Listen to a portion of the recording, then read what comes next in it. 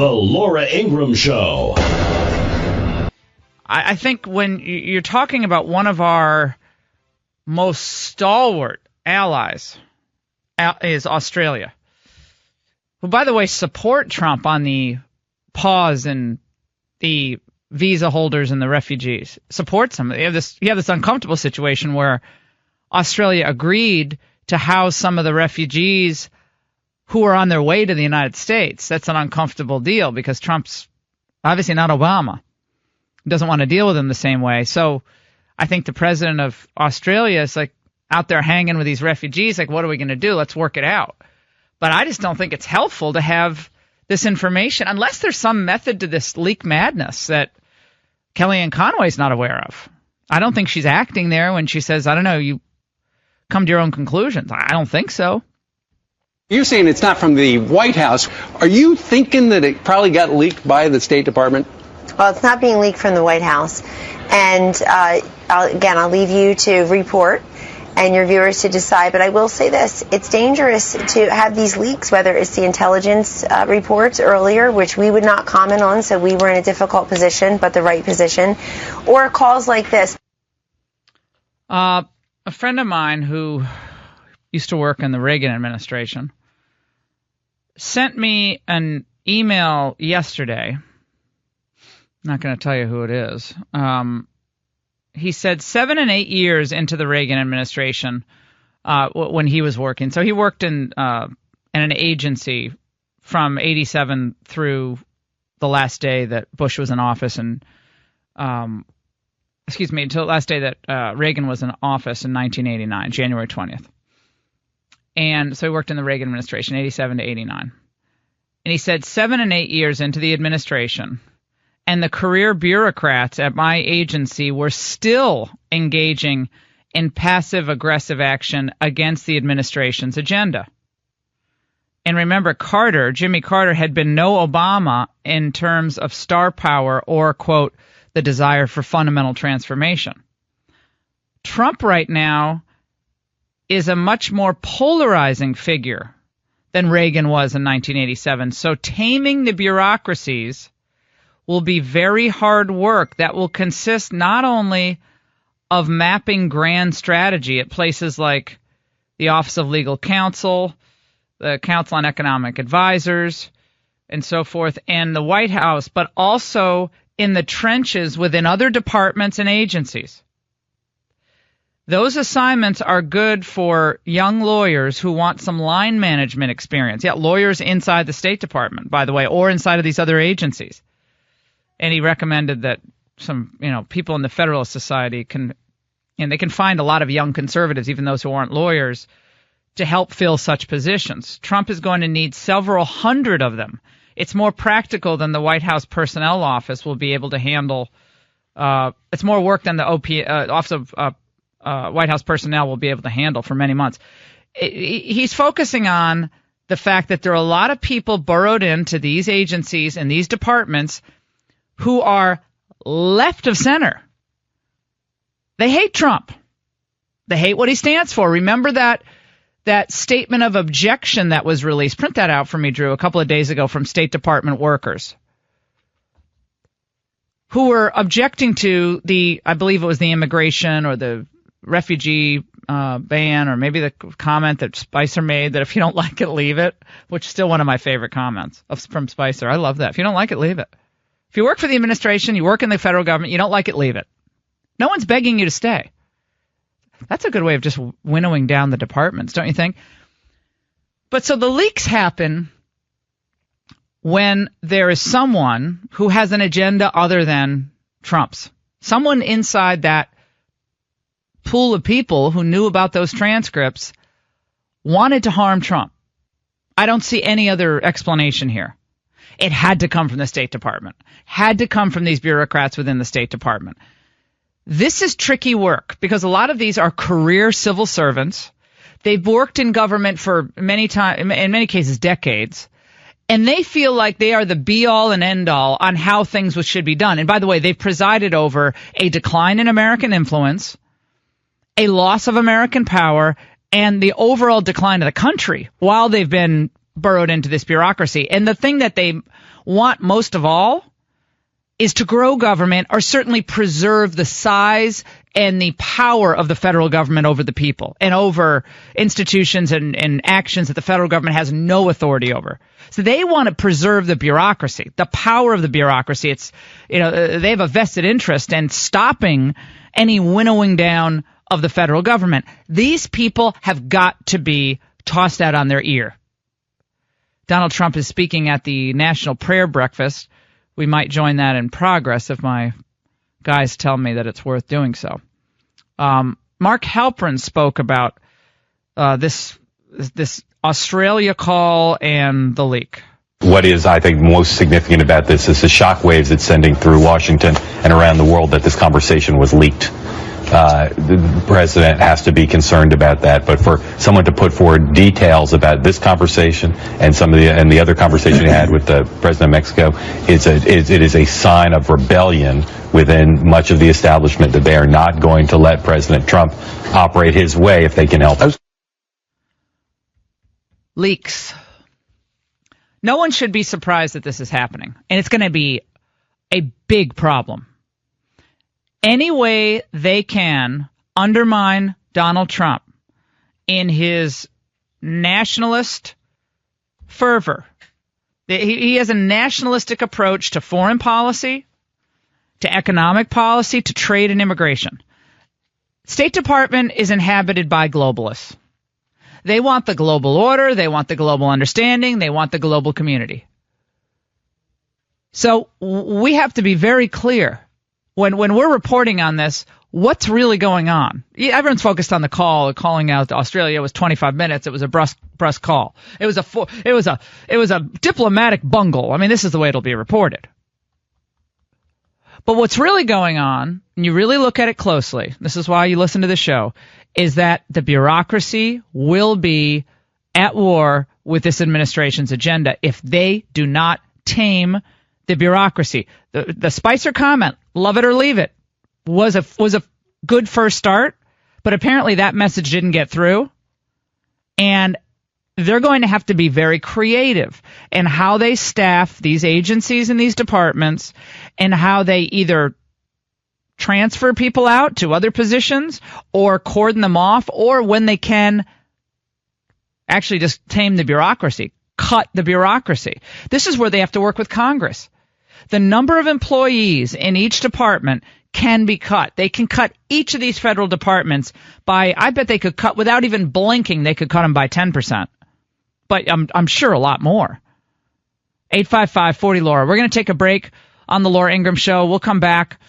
This National Prayer Breakfast is a time for Donald Trump to address the country, but also the faith leaders across the United States who are gathered there today and want to be reassured that the agenda, the domestic agenda of religious liberty, preserving religious liberty, religious conscience rights, the right to life, will be sacrosanct. And, of course, Judge Neil Gorsuch and what he will represent for the judicial philosophy of originalism, textualism as well, is very important in this analysis. We'll come back, bring you that. The leaky boat. I warned you about this weeks ago, and I started to see this happening. It is a bad sign, but it is predictable.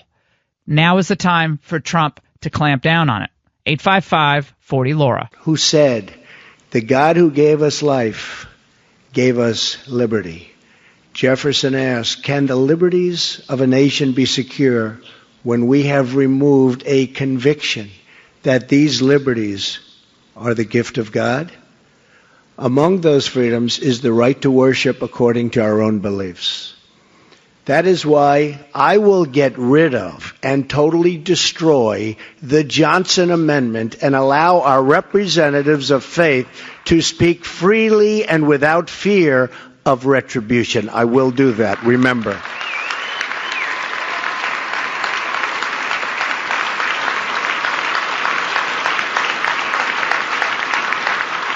Freedom of religion is a sacred right, but it is also a right under threat all around us, and the world is under serious threat in so many different ways, and I've never seen it so much and so openly as since I took the position of president. The world is in trouble, but we're going to straighten it out, okay? That's what I do. I fix things. We're going to straighten it out.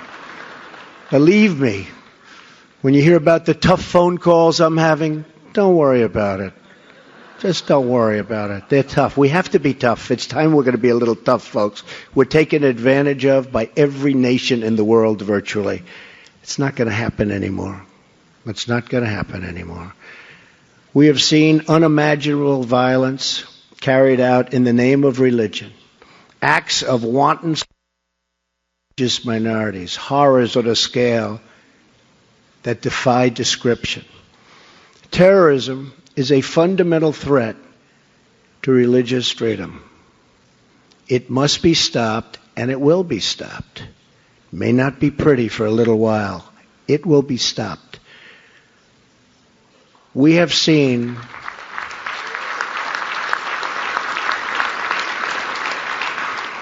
and by the way, General, as you know, James, Mad Dog, shouldn't say it in this room, Mattis.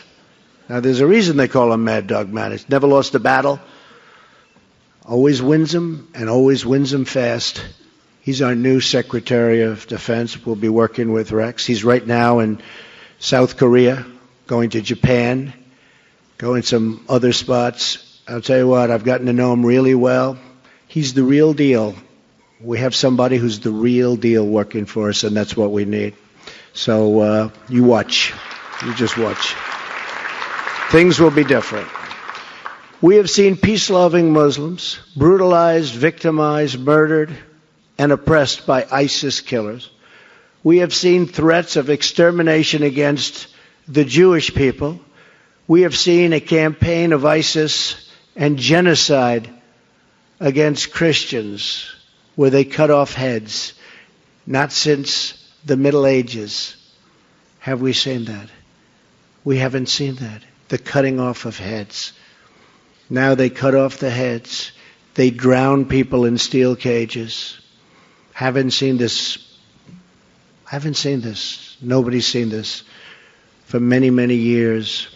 All nations have a moral obligation to speak out against such violence. All nations have a duty to work together to confront it, and to confront it viciously if we have to. So I want to express clearly today to the American people that my administration will do everything in its power to defend and protect religious liberty in our land. America must forever remain a tolerant society where all faiths are respected and where all of our citizens can feel safe and secure. We have to feel safe and secure. In recent days, we have begun to take necessary action to achieve that goal. Our nation has the most generous immigration system in the world. But these are those, and there are those, that would exploit that generosity to undermine the values that we hold so dear. We need security.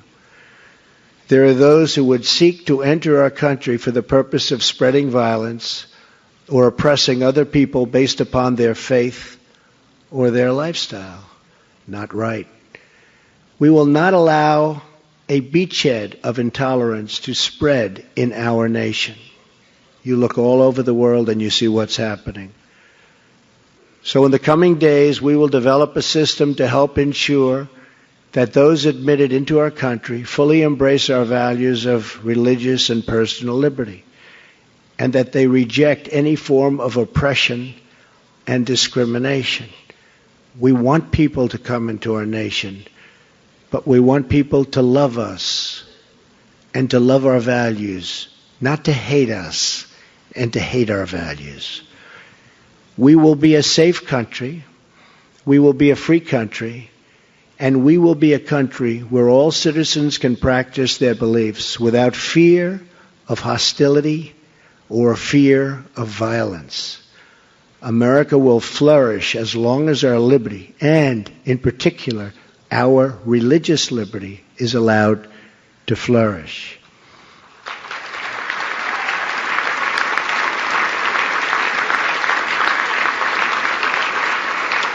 America will succeed as long as our most vulnerable citizens, and we have some that are so vulnerable, have a path to success. And America will thrive as long as we continue to have faith in each other and faith in God. You're listening to the Laura Ingraham Show. Coming up next, we'll talk to Diane Black, our Budget Committee Chair. We have a lot more as Trump and his daughter greet the body of a fallen Navy SEAL yesterday in secret. What happened after that? We'll bring that to you coming up. Leaky ships sink. Worry about the leaks. Get those plugged up. And they got to act on this. Joining us now is Congresswoman Diane Black, Tennessee's 6th congressional district representative, chair of the House Budget Committee. Very important. We're going to talk to Congresswoman Black about the Democrats' delay tactics on confirmation.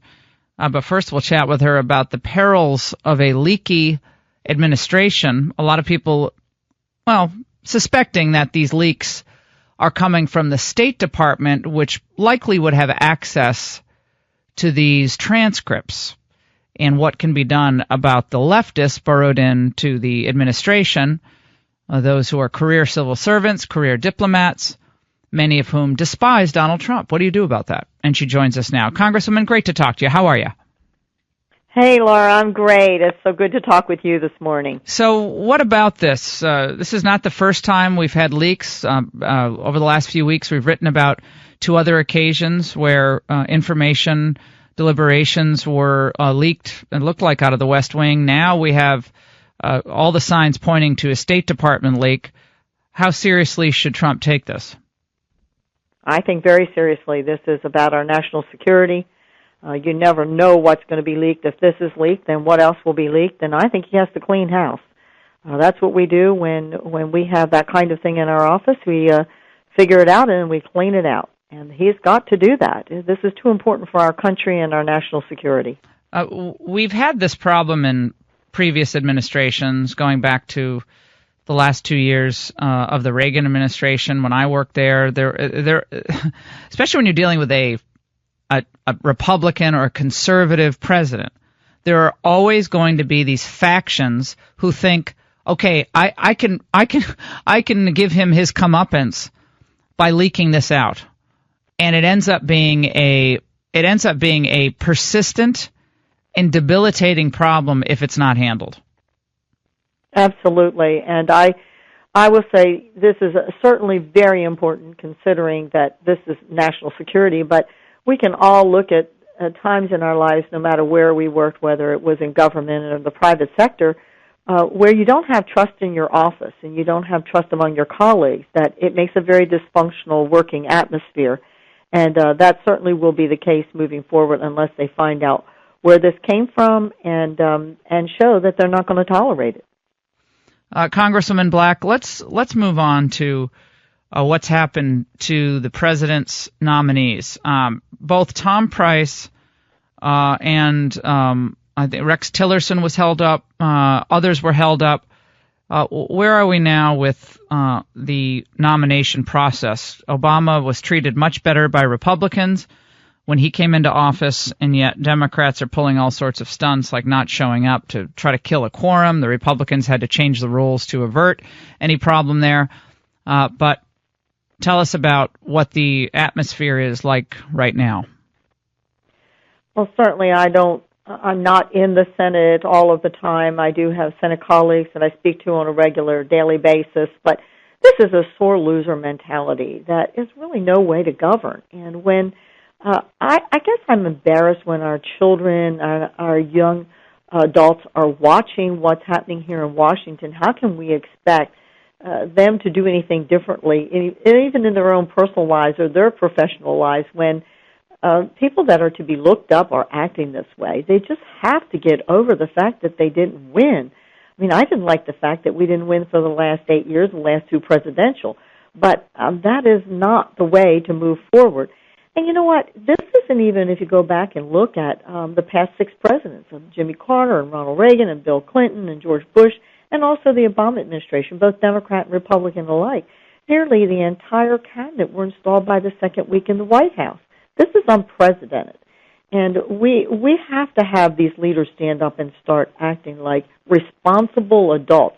And if they don't, then I think what has to happen is what did happen with yesterday with Price and Mnuchin, and just move forward and find ways to work around them.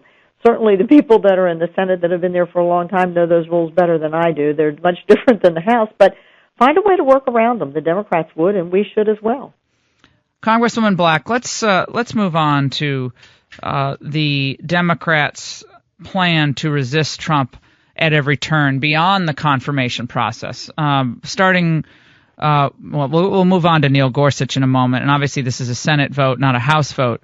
But the House of Representatives also sets the tone in how the administration will work with Congress and forge forward, especially on issues of finance and the budget with the committee which you chair.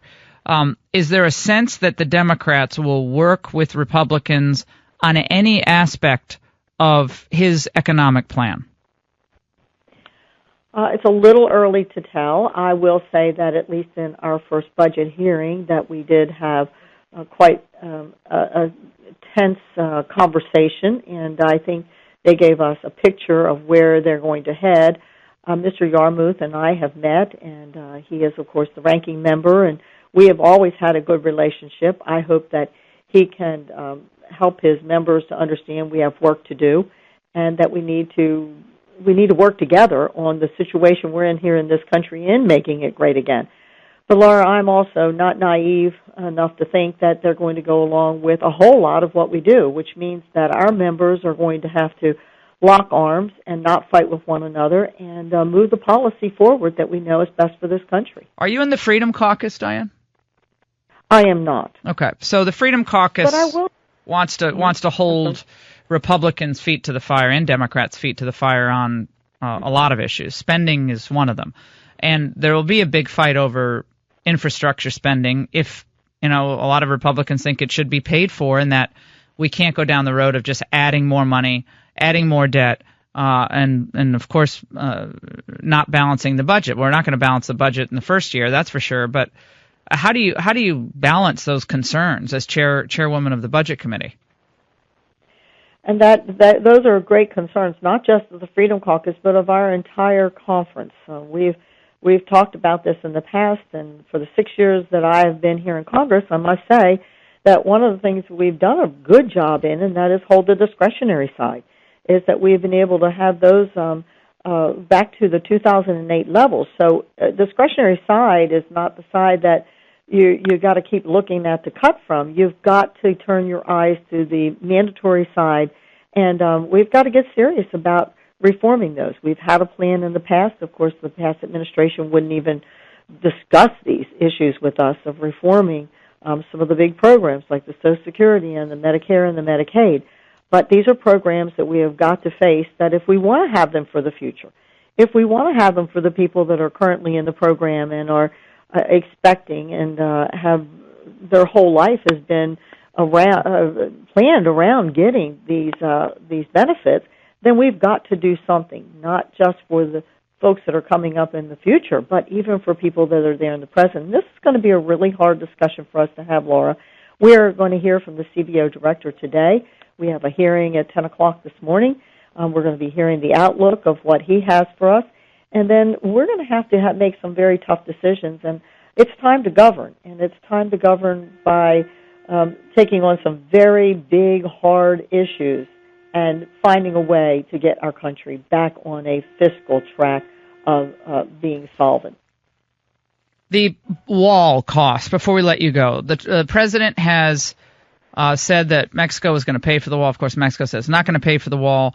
Then he also said that America might have to pay for the wall initially, but it'll be reimbursed. Are you guys going to get into discussions, or have you already gotten into discussions with the administration on the wall cost? I have not been a part of those discussions, and I don't know. That's important, don't you think? Or is that for appropriations? Exactly. No, it is very, very important. No, it is important, and what we're waiting for right now, and we want Mick Mulvaney to be confirmed so that we can start talking about his Office on Management and Budget So OMB needs to give us their plan, and once we get that plan, then we can really have more serious conversations. But it's terrible that they're holding up all these confirmations, because these are all things that are very important that we can't move forward until we have someone in that office that gives us the president's plan. So are you guys in neutral now without these people in place? Are you kind of in this no man's land or in limbo? Is that how you describe it? No. We are moving forward. We're moving forward in the Budget Committee. We will have our hearing today with the Director of CBO to look at the outlook, and then we will begin next week in actually going through each one of the agencies and start looking at what we can do in each one of those agencies, and we'll be talking about Medicare and Medicaid and Social Security and possible reforms. So we are working on our side to move forward. We know what our job is and our role is. Of course, these are two branches of government. We want to work together with the president. So we are moving forward, Laura. I don't want to leave anybody to think that we're just waiting for the president to let us know. I keep asking you another question, but I keep thinking of new things. So the question of how to trim the federal workforce, which is, it's not that much in terms of the overall budget of cost. It's symbolic in many ways, but it's also important to trim the bureaucracy, because with each appointment, with each member of the civil service, there is, in my view, some bit of power taken away from states and localities, so power taken from the people invested in Washington.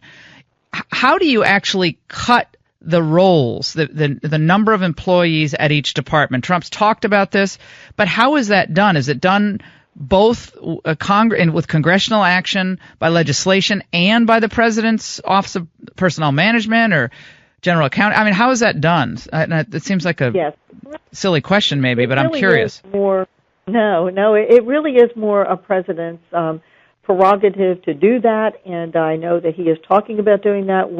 We have talked about in our committee of encouraging OMB to do an audit of each one of those departments. Here's something that we can do from our side, however, is we're going to be recommending that rather than, let's say, EPA, where they put a penalty on someone that, they haven't, this regulation or that regulation haven't conformed completely, and we can always have a discussion about EPA and what they do as they go in to these different companies. But to say instead of that fine going back to EPA, it should go in the General Treasury. So here is one way that we could start to slim down what goes on in these departments, because obviously when they get those fines back in, what do? They hire one more person. Yeah, grow the bureaucracy.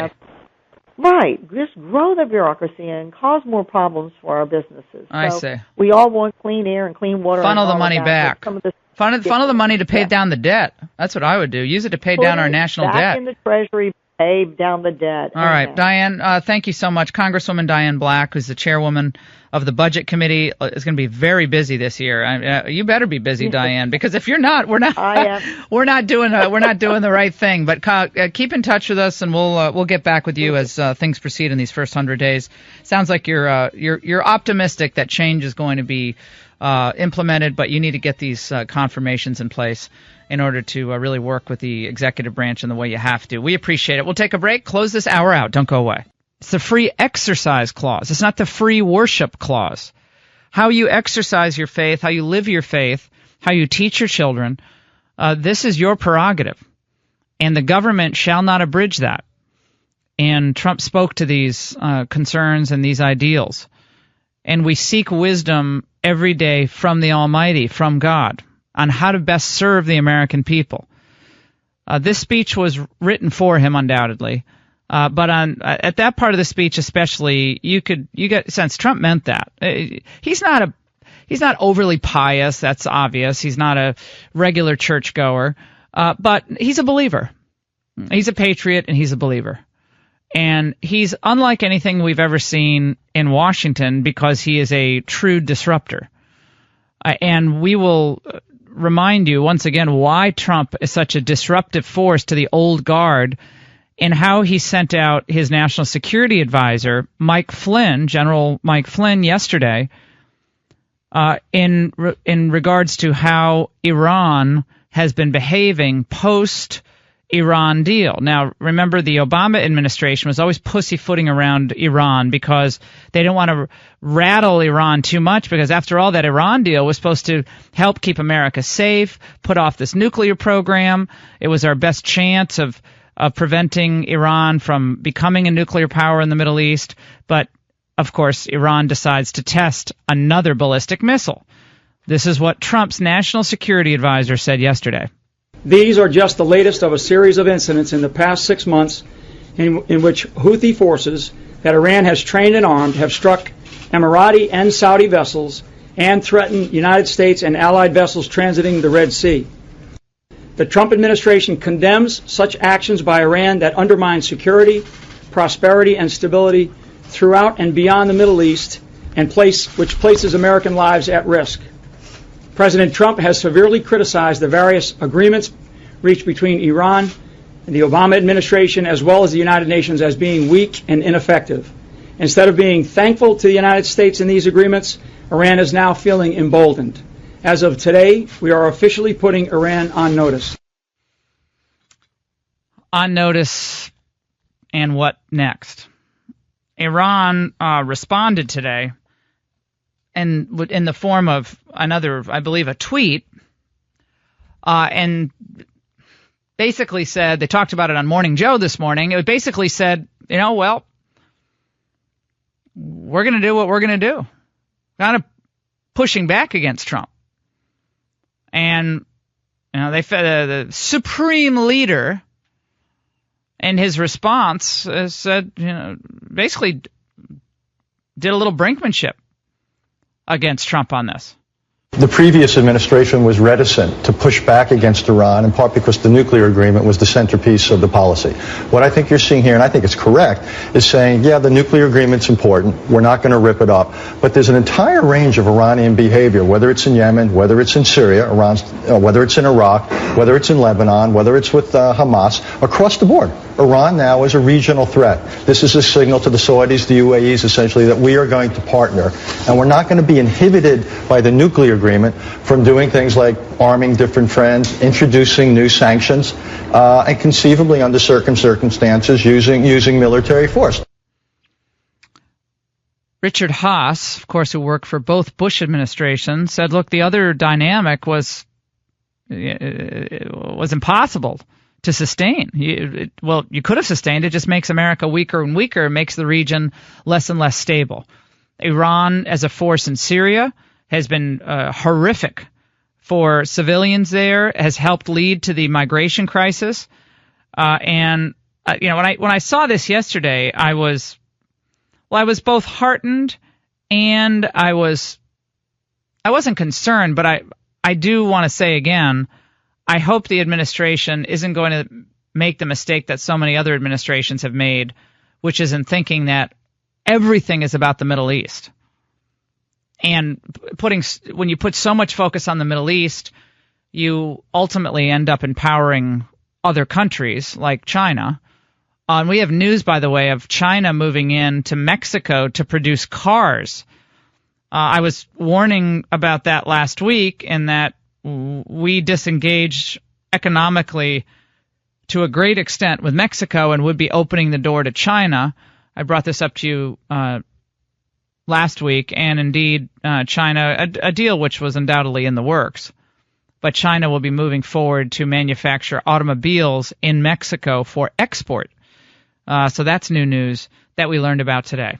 Jim in Illinois on line one of many people responding to this putting Iran on notice moment from yesterday. Jim. Good morning.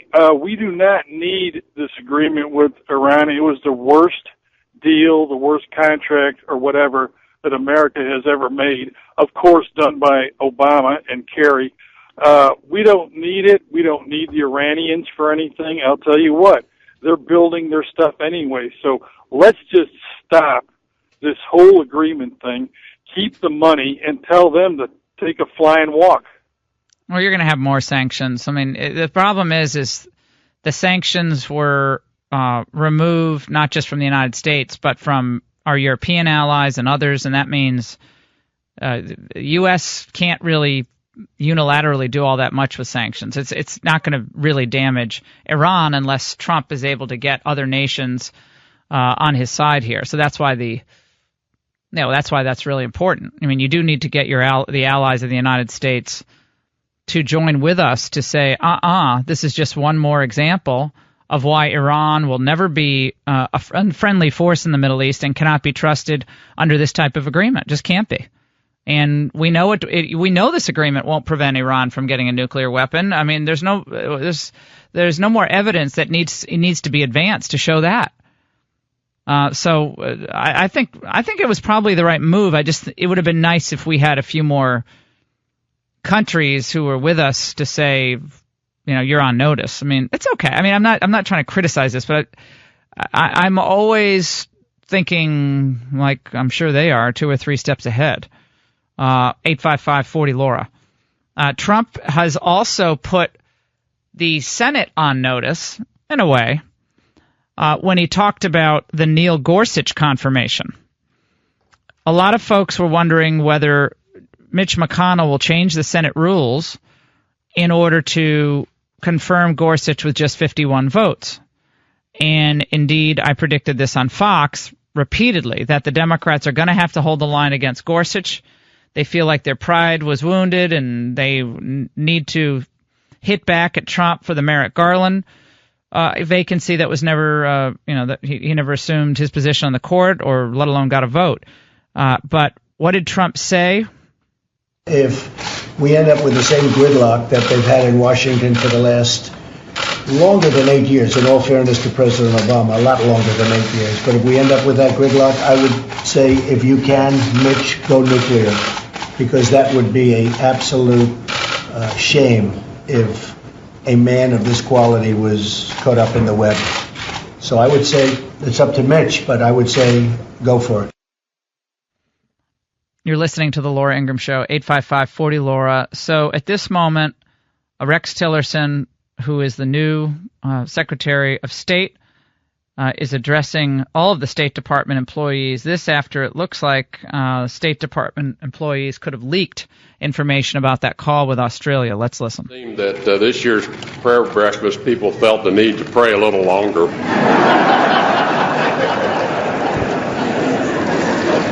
Good job. But I certainly welcome them all. So thank you for such a warm reception. And it's a pleasure to be here. Obviously, I've been anxious to be here, and I'm so pleased to have my wife, Renda, of more than 30 years, and she has been just steadfast through this process, encouraging me on and reminding me what this is really all about. And so thank you.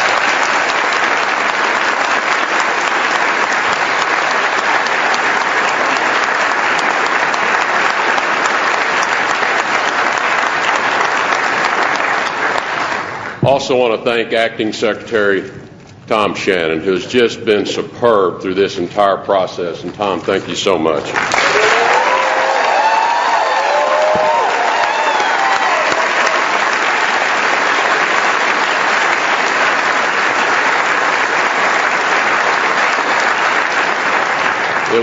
It was truly and indeed an honor that Tom joined us in the Oval Office last night for my swearing in, and appreciated that he was there. Obviously, I also want to recognize and thank all of you here at headquarters of our State Department, the staff and partners around the world who have faithfully performed your duties regardless of who was in charge. It was so important.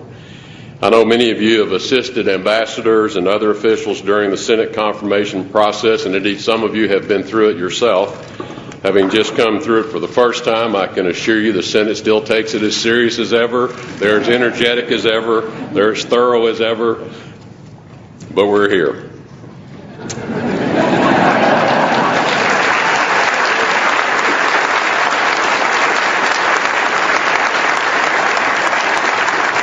In the days and weeks ahead, we're going to have plenty of opportunity to discuss in more detail the goals, the priorities, and the strategic direction for our organization. But for now, I really want to take a few minutes to communicate my high regard for the men and women of the State Department and share with you some principles for all of us to live by as we pursue our shared mission.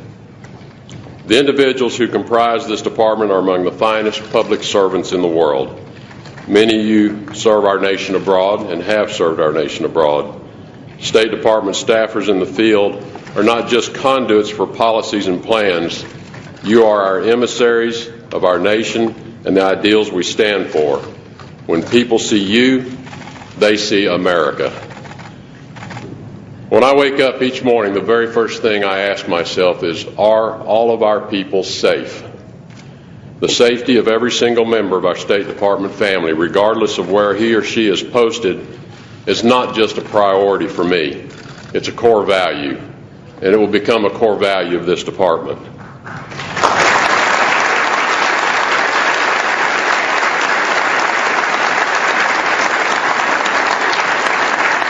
This means the State Department family here in the U.S. and all those agencies serving under Chief of Missions abroad, including civil service, foreign service officers and specialists, locally engaged staff of host country and third country nationals, interns, fellows, support contractors, and implementing partners, and not least of all, the family members who support us at home and in our service to our country overseas.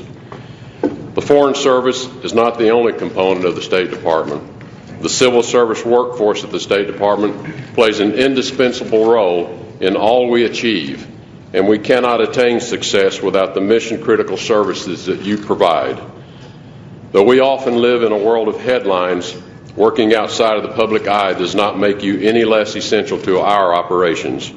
Your dedication, your intelligence, and your sound judgment are the brick-and-mortar elements of all we do. We all depend on your good work, and I know it will continue. One of the great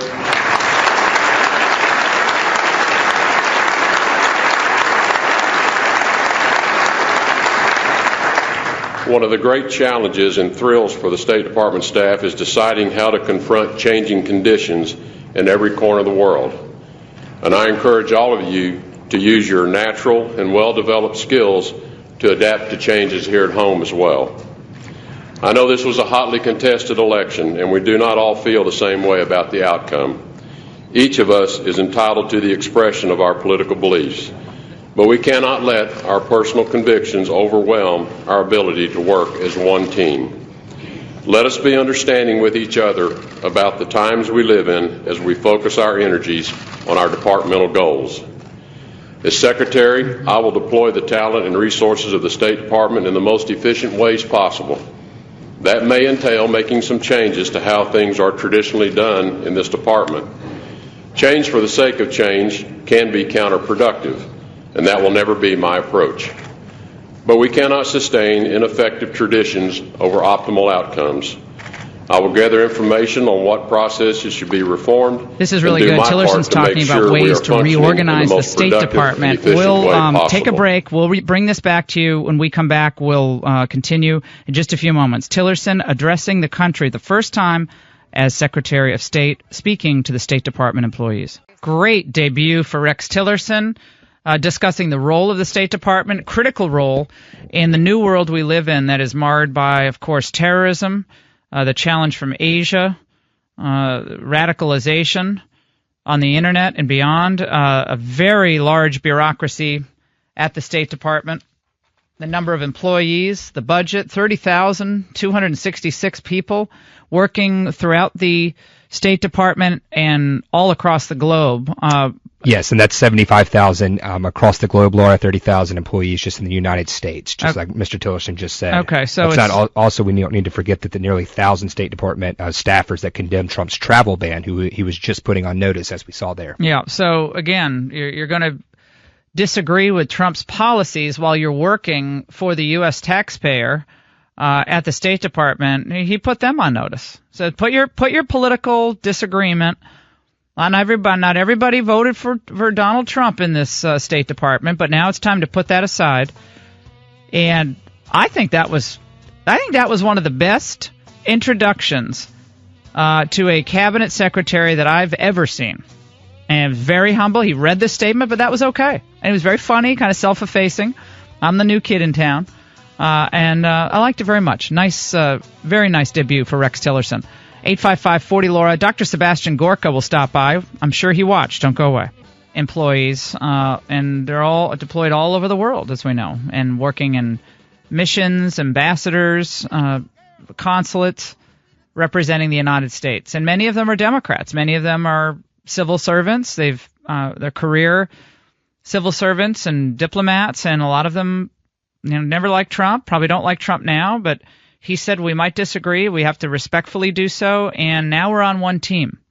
You got to set aside your political differences for the good of the country, given all the challenges we face. Joining us now is Dr. Sebastian Gorka, and Dr. Gorka is going to tell us, as Deputy Assistant to the President, what we can expect moving forward in a very dangerous time. We have news on Iran, of course, news on Mexico, and Tillerson's debut, I thought, was among the best that I've seen in all my time in Washington. Humility, grace, strength, all at one time. Sebastian, great to talk to you. How are you? I'm just pinching myself every day. It's amazing the people the president has surrounded himself with. It's a great time to be an American, Laura, and thanks for having me back on your show. Absolutely. Let's talk about what Tillerson was getting at. A lot of us who've been observing what's happened with some of the leaks coming out of the administration early on, especially with the call to the Australian Prime Minister yesterday, where we had a transcript of that call leaked to the press. He's basically saying, get on the team. Come on. We're all on one team now. Is that kind of naive, though, given the fact that every administration has had its problems with leakers and opponents inside the bureaucracy? I don't think so. I don't think it's naive. I mean, I just think about the common sense attitude one has to have, either as a voter or a federal employee or a bureaucrat. The reality is nobody should be surprised that a man who wins the election proceeds, once he's in office, to actually execute the promises that he made to the people who elected him. So, people shouldn't be surprised by the measures he has already taken at whirlwind speed, because these are the things he promised us as Americans for the last year and a half. And secondly, look at who Rex Tillerson is, look at who President Trump is. These are incredibly successful businessmen. This is the top tier. And when you take over a company, when you buy a company, what happens? The vision of the CEO drives the future of that institution. And as a result, it is one team. And if as Sean Spicer said in his masterful press conference just a few days ago, he said, look, if you don't agree with the policies of the new CEO, in this case the president, then there really is very little option left for you. I mean, you can resign or perhaps you will be fired like the acting AG. So that's the reality of a new sheriff in town called Donald J. Trump. Let's talk about the call with Australia yesterday. Australia is one of our staunchest allies. How did that call seem to go awry, ending only after 25 minutes? It was, according to reports, slated to be about an hour-long call. And, obviously, Australia is not an existential threat to the United States, but there seems to be some disagreement about the refugees, 1,200 refugees in Australia who are on their way to the United States. Trump not happy about that. Yeah, look, I am not going to comment on calls made by the president with other heads of state, but again, this is a new dawn, a new day. This is a new administration that is reestablishing our relations around the world. And in the last 8 years, what have we seen, Laura? We've seen this peculiar, almost oxymoronic statement of leading from behind. Well, those days are over. The American republic, as was, is back on the scene. We're not going to hide ourselves or apologize for ourselves, and our friends will welcome that. And our enemies have been put on notice. Just look at what the Lieutenant General Mike Flynn said yesterday with regards to Iran. So it is a new morning, and our friends and our enemies will have to recognize that reality.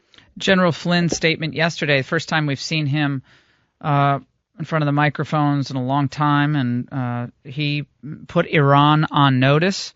What does this mean? I believe Iran responded in some type of statement earlier today, saying, essentially, we're going to do what we're going to do. We're not doing anything in violation of the Iranian, the Iran deal. But what was that meant to say to our allies in the region and to Iran? One very simple thing. We're not going to give away our strategy, our policies, or our tactics in advance, as has so often been the case in the past. But we're not going to do what the Obama administration did, which is to embolden, to strengthen one of the most dangerous nations in the world. We sent a very clear message.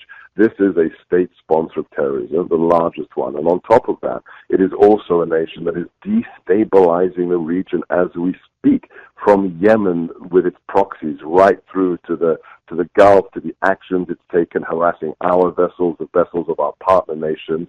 That era has ended, and it couldn't have been more unequivocally stated yesterday by the National Security Advisor that Iran will no longer be propped up and will no longer be emboldened by U.S. foreign policy. That's the message we were sending. China has announced that they are investing in a Mexican auto plant, and this is on the heels of the dust-up with Trump and Peña Nieto last week. $200 million in a Mexican auto plant.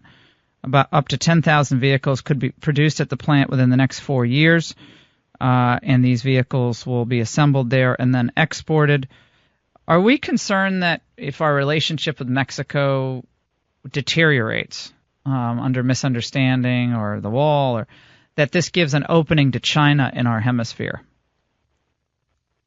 Well, look, Mexico is an incredibly important country to America.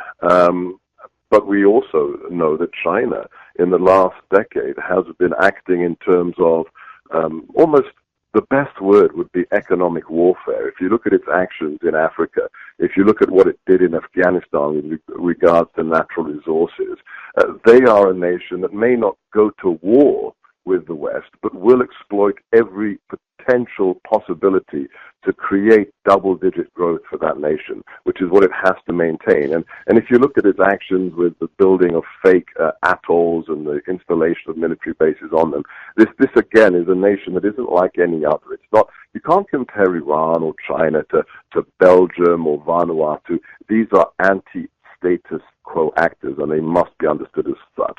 Laura, I'm going to have to run to another interview, but I'd love to come back anytime on your show. Sebastian Gorka, we appreciate it, here on the Laura Ingraham Show, Deputy Assistant to the President. We'll take a break. We'll get to all of your calls. Be very patient. As a new poll comes out that shows the public overwhelmingly supports the Trump push to limit immigration, and specifically the refugees and the visas from certain countries. We'll take a break. I'll tell you about that and a lot more. Don't go away. With these executive orders, and I criticize the rollout of the immigration pause, the refugee pause, and the visa pause, I should call it, ban pause. Trump yesterday said, I don't care what you call it. Everyone's quibbling over what you call it. So I criticize that. And I think it was done well. I don't think it was choreographed well. I think it was rushed, and it gave a real opening for the left to organize and protest, and they took the narrative away from the administration. The administration has to keep the narrative. But the good news is, as I mentioned before the break, the polls are on Donald Trump's side. It reminds me of the election cycle. Despite what the left is saying and all the protesters and all the people who are paid to protest, most of them are paid, Reuters commissioned this poll that Breitbart properly reported on. Reuters didn't properly report on their poll on what Americans thought about Trump's pro-American immigration reform that he's doing. And so the left portrays this as hateful and incompetent. The Democrat voters want to obstruct the new president. But the most direct question in the poll showed a 7-point advantage for Trump's policy, 48% support to 41% opposition. However, that hard-edge yes or no blocking refugees and banning people question is an unreliable guide because they asked it different ways. Because most Americans want to help both their fellow Americans and foreign strangers. And so it all depends on how you ask the question. Do you want America to be heartless and lacking in compassion and dealing with mothers and children who are fleeing horrific violence in Syria with nowhere to turn? That's going to be different than do you support America's and the president being able to control who comes into the country and how they're vetted. And as a temporary pause proper given what the country is facing. And that answer is going to be much different from the previously worded one. One indirect question used by Reuters pollster asked if the United States, quote, should limit the number of refugees allowed into the country. That question scored 66% support to 26% opposition, showing overwhelming yet hidden support for Trump's new policy of welcoming a limited inflow of refugees while excluding hostile migrants.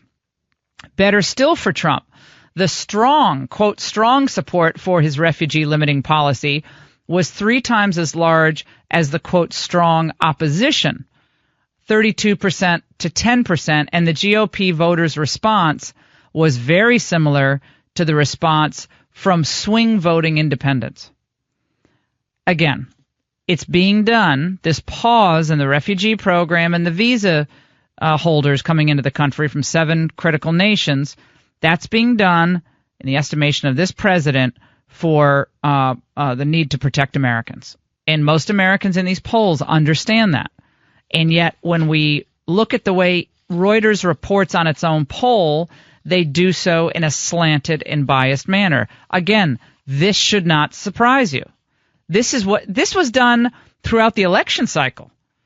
The polling was either altogether bad or skewed, or the questions were asked in a way that either would intimidate people from answering the way they really felt, or just were off the proper topic and the proper focus. They're eggheads. They're just eggheads. They have no common sense whatsoever. No, I agree on that.